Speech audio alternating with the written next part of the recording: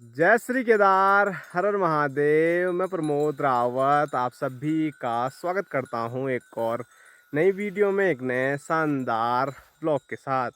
दोस्तों, सुबह के 9 बज रहे हैं। अपने गांव के खूबसूरत से पंगरोली स्टेडियम से ब्लॉग की शुरुआत हो रही है। और शुरुआत में मैं अभी अपने गांव से पीछे जो गांव है सोरी गुआस गाँव, वहाँ पर जा रहा हूँ।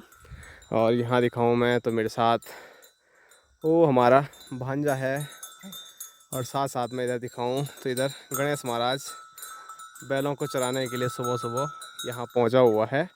और अभी गणेश का मन भी है हमारे साथ जाने का, तो इसीलिए गणेश अब बैलों को घर लेके जा रहा है। और बैलों के पेट भी आप देख सकते हैं पूरे भर गए हैं। गणेश काफ़ी सुबह आ गया था हमारे यहाँ, और बैल अभी भी घर जाने के लिए तैयार नहीं है, इतना पेट भरा होने के बाद भी। और एक चीज़ दिखाता हूँ मैं आपको, यहाँ पे घर के नज़दीक तो सुअरों का आतंक बहुत ही ज़्यादा है, लेकिन पंगरोली स्टेडियम में भी सुअर जो हैं वो पता नहीं क्यों खुदाई करने पे लगे हुए हैं। शायद पंगरोली स्टेडियम बनाने की जो जिम्मेदारी है वो उन्होंने खुद ले ली है। तो ये आप देख सकते हैं, इधर से उन्होंने खुदाई कर रखी है, शायद दूसरी जगह भी कर रखी होगी। और यहाँ बीच में दिखाऊँ तो शाम को ये आते होंगे पंगरोली, तो यहाँ पर ये कुछ खेलते होंगे, तो उसके लिए डंडों पे इन्होंने रस्सी बांध रखी है।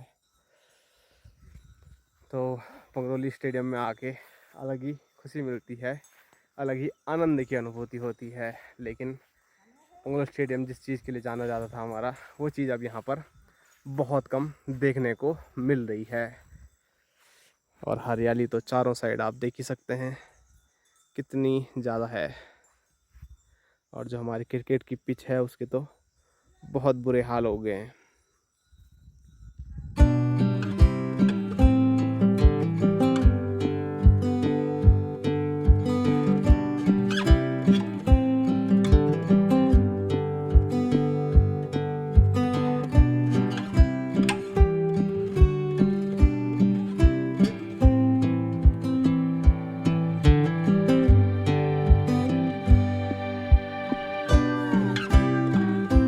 और अभी गणेश बैलों को घर भेज के वापसी भी पहुंच गया है।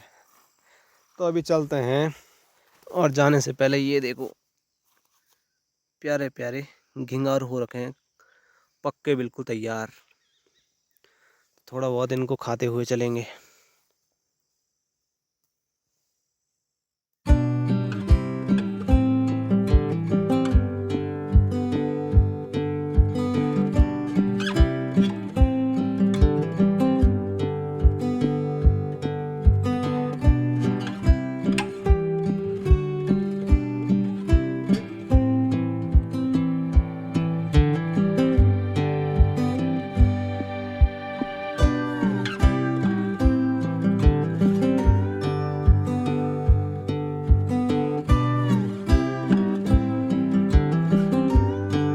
काफ़ी टाइम के बाद ऐसे घने जंगल में आना हुआ है। नहीं तो मैं रुद्रप्रयाग से घर, और घर से बस रुद्रप्रयाग ही जा रहा था। और काफ़ी टाइम के बाद ये देखो, ऐसे घने जंगल के बीचों बीच अभी हम हैं। चारों साइड बांझ के बड़े बड़े पेड़। मैं तो चलो रुद्रप्रयाग था, लेकिन ये भी घर में थे, ये भी नहीं आए। तो जब मैं रहता था तब खूब आते थे, लेकिन जब से मैं रुद्रप्रयाग गया हूँ तब से पंगरोली से ऊपर कोई आ ही नहीं रहा है। जबकि मैं पहले कहाँ कहाँ पहाड़ियों में चढ़ता रहता था।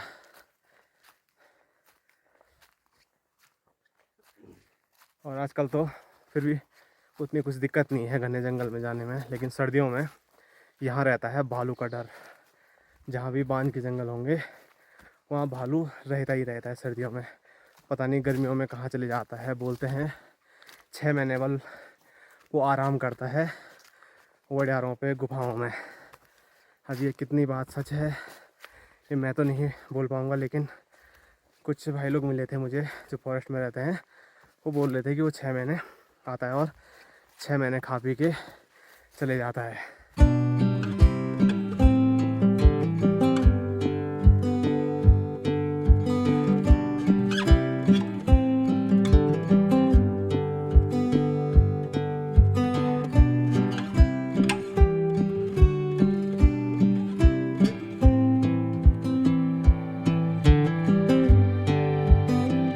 माँ दुर्गे, जय माँ भवानी, जय माता दी। तो चलते चलते अभी हम पहुँचे हैं माता रानी के दरबार में, और यहाँ पर आना भी मतलब कई टाइम के बाद हो रहा है।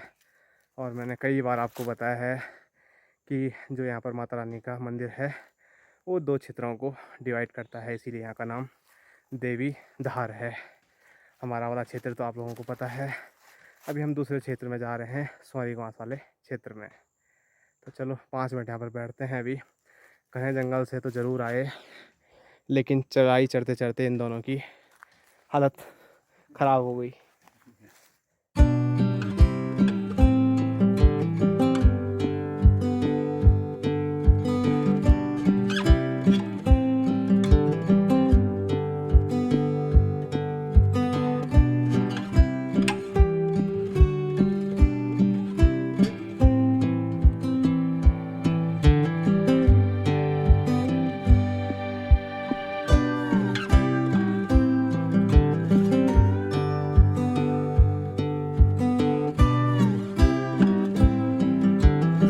दोस्तों अभी हम पहुंच चुके हैं अपने क्षेत्र से दूसरे क्षेत्र में, सौरीगांव क्षेत्र में।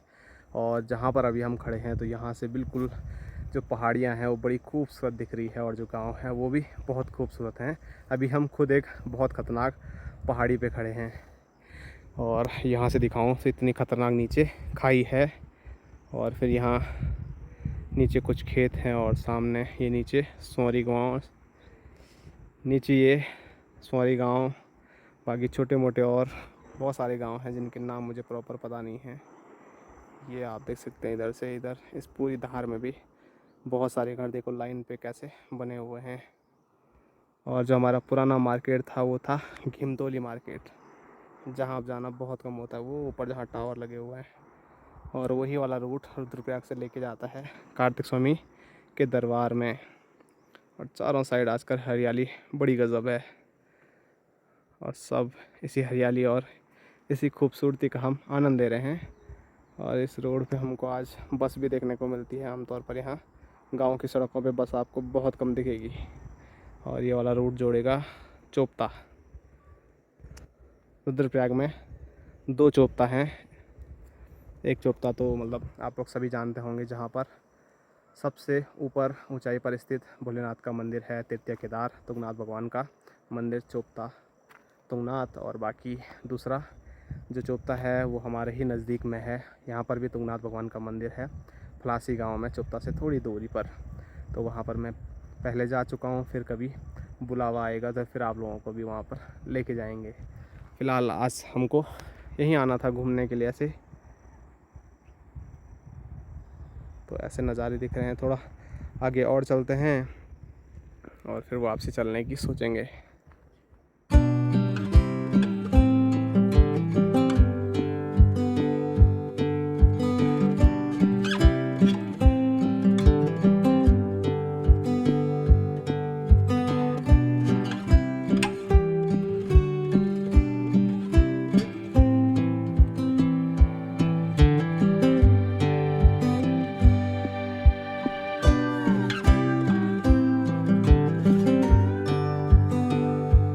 दोस्तों अभी जहाँ से मैंने वीडियो बनाई थी वहाँ से हम थोड़ा आगे आए हैं, और इस क्षेत्र में जब जब हम आते हैं तो मुझे सबसे ज़्यादा लोहार दादा की याद आती है। उनके साथ काफ़ी मजाक मस्ती होती थी, और उनके कुछ खास पल जो मैंने रिकॉर्ड किए थे वो अभी आपको यूट्यूब पे मिल जाएंगे।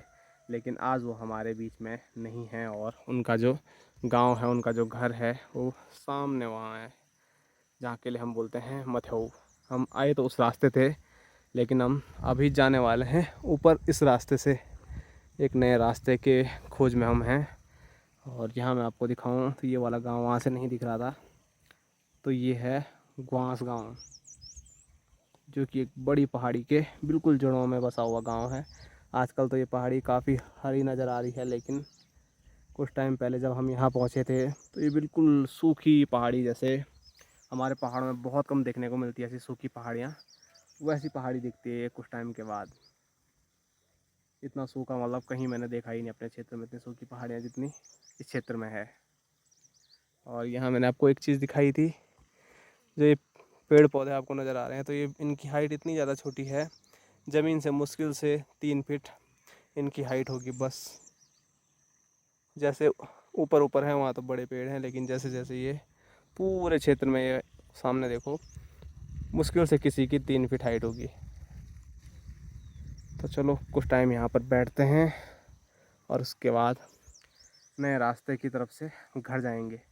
वैसे ये रास्ता मतलब पहले से है इधर ऊपर, लेकिन हम उस रास्ते कभी नहीं गए, आज पहला एक्सपीरियंस होगा। दोस्तों अभी हम नए रास्ते से एक घने जंगल के बीच में हैं और अपनी पसंदीदा जगह पे हैं।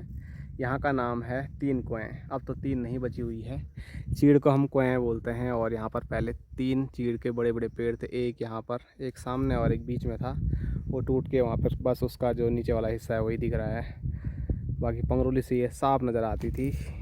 और ये देखो यहाँ, ये रहा हमारा पंगरोली स्टेडियम, दूर से कुछ ऐसे नज़र आता है। पहले पूरा ये एरिया भी खाली था, जहाँ पूरा ये घास बचा हो रखा है, तब और बढ़िया दिखता था।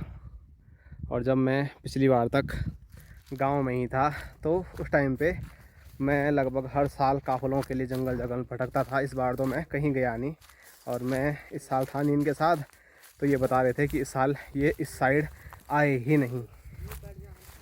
नहीं तो हम तो काफ़ल बस एक बहाना होता था, हम ऐसे ही घूमने निकल जाते थे।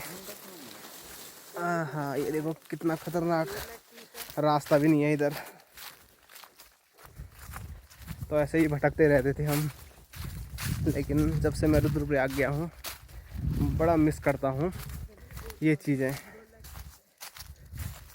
अभी तो हम सोच रहे थे कि एक पहाड़ी दिख रही थी यहाँ से पीछे, उस पहाड़ी पे चढ़ें, लेकिन हमारे साथ दोनों छोटे भाई हो गए, और भी पूरी टीम रहती तो हम ज़रूर चढ़ जाते वो पहाड़ी आज। और वहाँ से पूरा फिर धार पलतरा बोलते हैं पहाड़ी के पीछे से, फिर गाँव के लिए उतरते। लेकिन आज नहीं, कभी और वहाँ दूर से बाघ दिख जाता था इस पहाड़ी पे।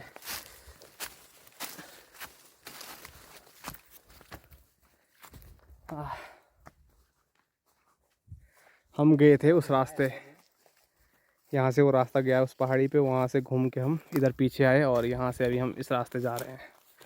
और जिस पहाड़ी की मैं अभी चढ़ने की बात कर रहा हूँ, तो वो पहाड़ी पे चढ़ने का मन था हमारा, वहीं नीचे गए थे हम बिल्कुल। ये देखो, इसके लिए हम बोलते हैं टपकोधार। ज़िंदगी में बस एक ही बार हमने ये पहाड़ी चढ़ी है, जब हम बिल्कुल छोटे थे। और फिर हमको वहाँ से उतरना था, वो मैदान जो है कुरवांस पर्वत के नीचे से, वो संतोली मैदान। चलो आज नहीं जा पाए, भविष्य में ज़रूर कोशिश करेंगे। अब यहाँ रास्ता भी पता नहीं है कहाँ जाना है, और फ़ोन आ गया।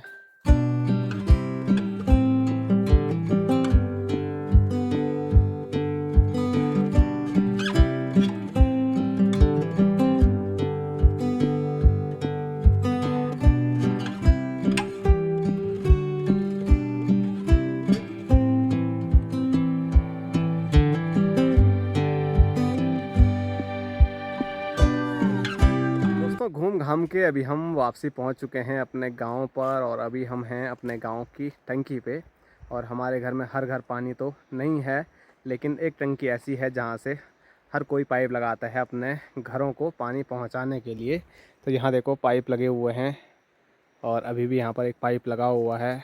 और दूसरी जो टंकी है उस पर कोई पाइप नहीं लगाते हैं, जिसको भरना है वो यहीं से पानी भरेगा और फिर अपने घर को लेके जाएगा। पहले तो कोई दिक्कत नहीं थी, पीछे हमारा घर है और यहाँ से पानी ले जाने में दिक्कत नहीं थी, लेकिन अब अगर इस टंकी को कुछ होता है तो हमारी तो हालत ख़राब हो जाएगी यहाँ से नीचे पानी साड़ते साड़ते। और हम तो घर में हैं भी नहीं, माँ बापू जी घर में रहते हैं। और मैं ऐसा क्यों कह रहा हूँ, क्योंकि ये देखो यहाँ से पूरी ज़मीन निकल रही है, और ऐसे में उतना पता नहीं लग रहा है, लेकिन ये ज़मीन काफ़ी नीचे बैठ गई है, और इतना यहाँ से पूरा टूट रहा है। तो अगर यहाँ तक टूटेगा तो आने वाले टाइम पे ज़रूर टंकी पे भी ख़तरा बन गया है। तो इसीलिए मैं बोल रहा हूँ कि अगर ये वाली टंकी नहीं होगी तो कैसे पानी नीचे तक पहुँचाना है। और अब सिर्फ हम ही नहीं, मतलब जितने भी घर हैं हमारे आस पड़ोस में, उनके लिए बड़ी समस्या हो जाएगी। नज़दीक में तो फिर भी काम चल ही जाता था, जैसे हमारे यहाँ घर में पानी नहीं होता था तो एक लोटा लेके भी हम यहाँ से पानी कई बार लेके गए हैं, और कई बार खाना खाया हाथ धोने के लिए भी सीधे यहीं पर पहुँच जाते थे। लेकिन अब ऐसा कुछ नहीं है, उतनी दूर से यहाँ आने में कई टाइम लगेगा और फिर यहाँ से पानी सारने में बहुत दिक्कत होगी। दोस्तों अभी मैं घर पे पहुँच गया हूँ, और जैसे ही घर पे पहुँचा तो अभी मैं जो चर्चा ही कर रहा था ऊपर टंकी पे, तो ये आप देख सकते हैं अभी यहाँ पर पानी का पाइप हमने ही लगा रखा है। तो ऐसे कुछ पानी भरते हैं हम ऊपर टंकी से, यहाँ पानी आता है। और यहाँ दिखाऊं तो सब लोग यहाँ पर बैठे हुए हैं, आराम फरमा रहे हैं, और ये भी यहाँ पर है। और है माँ, पानी की टंकी खतरे में है, तब क्या होगा? है ये वाली टंकी नहीं, जहाँ से पानी आ रहा है वो वाली टंकी, वो बैठ गई है पूरी एक जगह से रास्ते की साइड। हाँ, तब सारते सारते क्या होगा तब पानी का? और नया पानी आ जाता तो तब कोई बात नहीं, पर नया पानी नहीं आएगा तो परेशानी हो जाएगी बहुत। बहुत क्या, बहुत ही ज्यादा। हाँ? रास्ता बैठा हुआ है यार, टंकी थोड़ी बैठी होगी। तो रास्ता बैठ गया तो टंकी भी तो बैठेगी। नहीं भाई, रास्ता लगे, रास्ता लगे ना। तो ये गदगदा में रखा, वो जो गदगदा माटा है उसमें रखा, तो वो जो दीवार बैठने के लिए वो जा रहे हैं। हाँ वो भी जा रही है, और वो क्या उसके ऊपर जो रास्ता है, मेन रास्ता, उस पर जा रहा है। नहीं जाएगी, पता नहीं टैंकी तो टैंकी नहीं जाएगी तो बढ़िया बात है। टैंकी चले जाएंगे तो सारा गाँव के परेशान हो जाएगा। सबसे ज्यादा हमें क्या, पानी तो सबका घर आ रहे हैं। हाँ अब तो सभी लगा रहे हैं। टैंकी तो दो एक सबके घर में। अब रखेंगे बड़ी बड़ी टंकी, सूखी सूखी टंकियाँ। 5 लीटर पानी। तो ये समस्या तो है ही। तो चलो जो भी होगा वो देखते हैं भविष्य में क्या होता है, कैसे होता है। फिलहाल गपशप लगाते हैं सब यहाँ पर मिलजुल कर, और उसके बाद क्या करते हैं, आराम करते हैं। हेलो गाइस, हाँ आराम करो। और आज की जो वीडियो है वो वहाँ घूमते घूमते काफ़ी बड़ी हो गई है, तो इस वीडियो को यहीं तक रखते हैं। आप सभी लोगों को मिलेंगे कल एक और नए शानदार ब्लॉग के साथ। तब तक के लिए जय हिंद, जय उत्तराखंड, जय भारत, हर हर महादेव।